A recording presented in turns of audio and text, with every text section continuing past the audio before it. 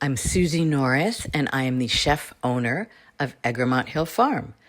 We are a nonprofit orchard, and we supply produce to food pantries here in the Berkshires.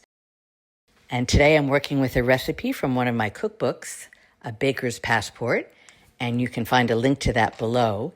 And we are working with summer apples. These are heritage apples here in Western Massachusetts. They're usually ripe in July, so that's a good way to kick off the season.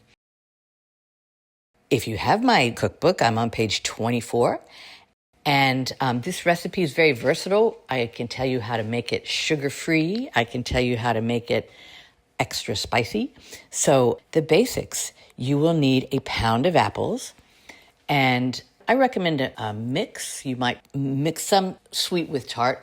What I do recommend is peel half of them and not all of them. That way you'll have some of the skins, which have a lot of nutrition, and you'll have an extra texture to your applesauce. So you will core all the apples, so get rid of those cores, and take those pieces, put them in a medium saucepan with 1/4 cup of water.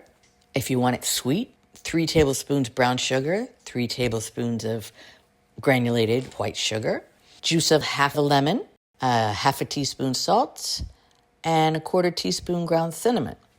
You just let those heat over medium heat, and it's about 15 minutes. You want the apples to start to melt. You'll notice some of the peels still softening, and then you get to adjust. If you need a little more water, that's fine. If you want to keep cooking and get a more caramelized applesauce, you can do that too. Once the texture is where you like it, let it cool and enjoy. Be sure and subscribe. For more recipes and the opportunity to work together, check out my website, www.susienorris.com.